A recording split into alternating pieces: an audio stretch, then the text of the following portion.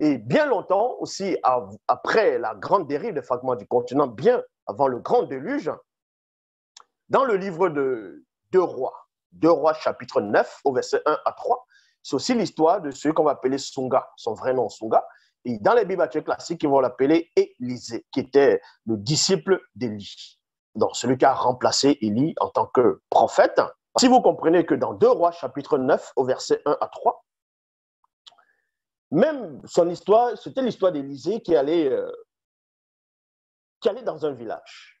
Quand vous pourrez parcourir dans les Bibles, vous allez voir, c'était l'histoire d'Élisée qui allait dans un village. Et là-bas, il y a une dame qui était aisée avec son mari qui a accueilli ce prophète, et ce prophète aussi était avec son disciple. Et à un moment, elle a construit, on va dire, une chambre haute à ce prophète-là. Et on vous apprend comment elle a construit cela. Elle a mis, et dans la pièce, pour éclairer la pièce, c'était une lampe. Dans d'autres versions, un chandelier.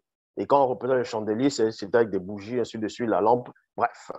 Or, dans la vraie histoire, par rapport à ce formidable prophète qui a marqué son époque aussi, dans 2 Rois chapitre 9, versets 1 à 3, on vous dit ici, une autre fois, Sunga était passé dans le village de Kolisse Wuma Nyanga. Il y avait là une femme noire, initiée, riche, qui avait insisté pour qu'il vienne prendre un repas chez elle. Il y a point ici. C'est pourquoi, virgule, depuis ce jour, Sunga alla toujours manger chez elle quand il passait dans cette région. Donc Sunga, il allait manger, festoyer chez cette dame initiée, cette femme noire initiée. Après, cette femme avait une grande maison et ils allaient festoyer là-bas. Il allait manger là-bas. Et à un moment donné, cette femme dit à son mari initié, je suis sûr que cet homme qui passe toujours chez nous plutôt est un saint Mutopeda Mundi de Loba. Donc, Mutopeda Mundi, c'est ce qu'on dit, veut dire un prophète dans la langue originelle. Et la langue originelle, ce n'est pas l'hébreu, ce n'est pas l'hébraïque, ce n'est pas l'acardien ou voilà. Parce que dans les Bibles classiques, ils vont venir vous expliquer que la Bible a été traduite d'après les textes originaux hébreux et grecs. Mais ça, ce sont des langues qui viennent à peine d'arriver. Donc, cette femme, maintenant, va avoir un entretien avec son mari, va lui dire que je suis sûr que cet homme qui vient souvent nous rendre visite, qui vient manger à la maison, parce qu'on l'a invité, parce qu'elles exerçaient l'hospitalité. C'est un Mutapeda Mundi de Loba. Loba qui est le créateur unique, le seul vrai et véritable. Contrairement à ces faux dieux dont Yahvé, Adonai, Jéhovah, Elohim et d'autres formes de religion dites révélées, on vous apprend que c'est qu'une seule divinité. Bref, la seule spiritualité, est relatée là-dedans, dans la Bible. Et cette femme maintenant, pendant qu'elle va discuter avec son mari, son époux, elle va révéler quelque chose que les auteurs des Bibles classiques n'avaient pas capté, n'avaient pas pénétré. Et à cette époque, celui qu'on va appeler Thalès n'existait pas encore. Thalès n'existait pas, la Grèce antique n'existait pas à cette époque. Est-ce que vous comprenez? Je répète, la Grèce antique, telle que vous connaissez, ou bien à l'époque de Thalès, n'existait pas à cette époque. Mais néanmoins, vous apprenez dans 2 Rois, chapitre 9, au verset 3, nous devrions construire une petite chambre à l'étage supérieur de la maison et y mettre un lit pour lui et pour son disciple. Il y a virgule ici, une table, 2 sièges et de l'électricité. Il y a point. Et l'électricité. En Afrique, il y avait déjà l'électricité. Bien avant la période dont vous parlez, le Moyen-Âge, ou bien l'âge de pierre, ou bien l'Antiquité, il y avait déjà de l'électricité en Afrique, dans des maisons, l'électricité propre. Ils n'avaient pas besoin d'or pour capter ou bien faire passer l'électricité, ou bien le cuivre. On peut faire passer l'électricité sur d'autres manières, pas d'autres canaux. Donc, c'est une science, il faut comprendre ces choses-là. Donc, cette femme dit ici révèle qu'ils vont construire une chambre supérieure, une chambre en étage, dans l'étage supérieur de la maison, et un lit pour lui et pour son disciple. Une table, 2 sièges et de l'électricité, et non une lampe, et non un chandelier. C'est plutôt de l'électricité propre. Il pourra loger là quand il passe chez nous. Il y a point ici. Maintenant, on va aller dans Koudoumane. Koudoumane qui est le vrai Christ. Le vrai Christ n'est pas celui qu'ils vont essayer de dessiner un peu partout. Ils vont dire que c'est Jésus Yoshua Mashiach, qu'il est arrivé il y a de cela 2000 ans. Ça, c'est un faux Christ. Ça, ce Christ-là, c'est l'usurpateur. Or, le vrai Christ était noir de l'Afrique ancestrale. Je l'ai déjà démontré plusieurs fois. Et il s'appelait Djokisabé. On l'appelait aussi Koudoumane. Et à cette époque de Djokisabé, à un moment donné, dans son époque du visible, il va cheminer sur le lac. Il va cheminer sur un lac mystique. Et on va vous relater la scène de ce lac pour vous montrer aussi qu'à l'époque du vrai Christ, qui est Djokisabé, il y avait aussi de l'électricité. Or, quand on essaye de vous montrer les films de Jésus de Nazareth, ainsi de suite, ils vont vous montrer soit Israël, soit à une époque, c'était de la pierre, c'était de la poussière. Les maisons, il n'y avait pas de belles constructions. Il n'y avait pas d'électricité. C'était que des lampes, soit peut-être des bougies, ainsi de suite.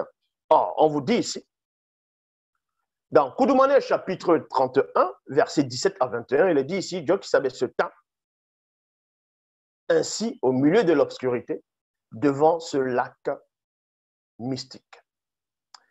Tout à coup, son esprit déclencha en lui une émotion mystérieuse qui n'est connue que par les initiés, et il posa ses pieds l'un après l'autre sur le lac et se mit à marcher sur les eaux sans couler.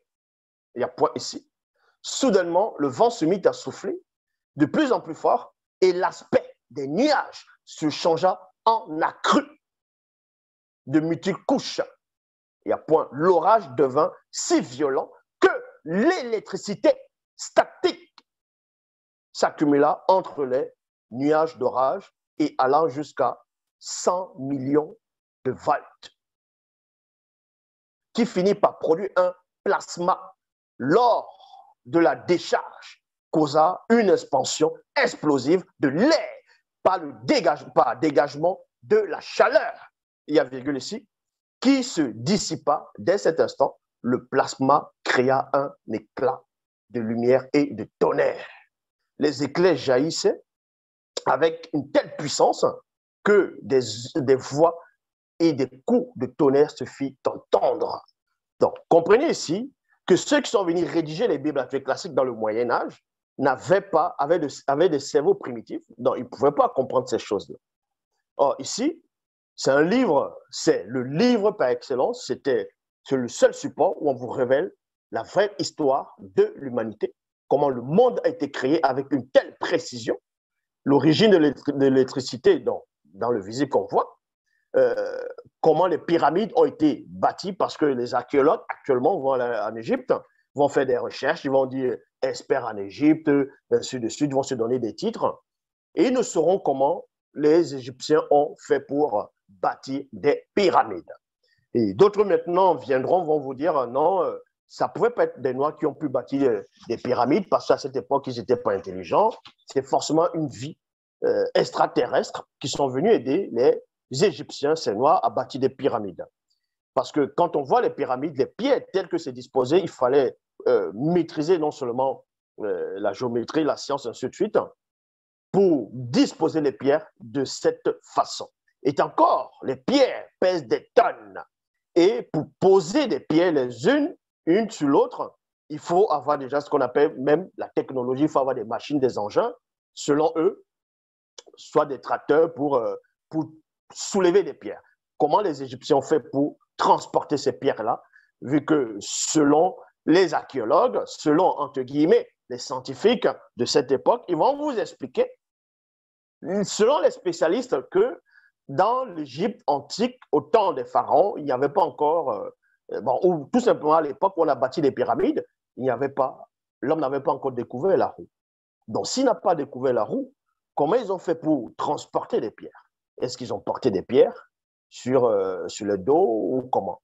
Est-ce qu'ils ont fait comme on relate dans la mythologie grecque où, à un moment, Zeus, le dieu on va dire, le souverain de l'Olympe s'est énervé par rapport à la ville de Troie.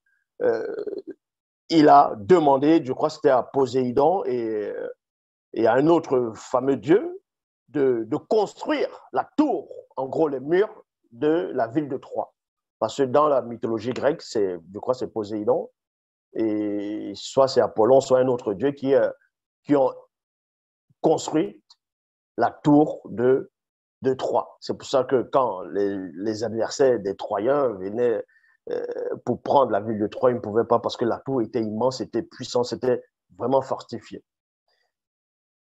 C'est pour cela qu'il y a la théorie qui veut que ce soit des extraterrestres qui sont venus, d'autres diront les Anunnaki, ainsi de suite, qui sont venus aider les Noirs pour bâtir, transporter ces engins-là. Et s'il y avait la technologie, si avancée, la science, les empires, les royaumes, les dynasties en Afrique, pourquoi on ne retrouve plus, comme je dis, les vestiges? Pourquoi on ne retrouve pas cette technologie? Comment les Égyptiens ont fait pour soulever des tonnes de pierres? On va dire des tonnes de pierres et les tailler avec une telle précision, symétrie. Ils les ont bien placées. Quel était le mystère, le symbole? La pyramide représentait quoi réellement? Est-ce que la pyramide, c'est tout simplement un tas de pierres? Ça représentait quoi? Derrière, le mécanisme, derrière même, on va dire la représentation de la pyramide, qu'est-ce qu'il y avait derrière?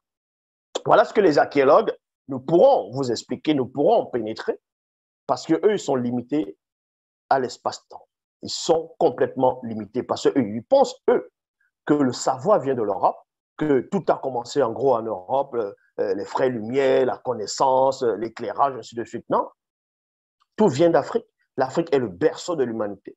La science, la civilisation, toute connaissance vient d'Afrique. Et ça, on le démontre continuellement.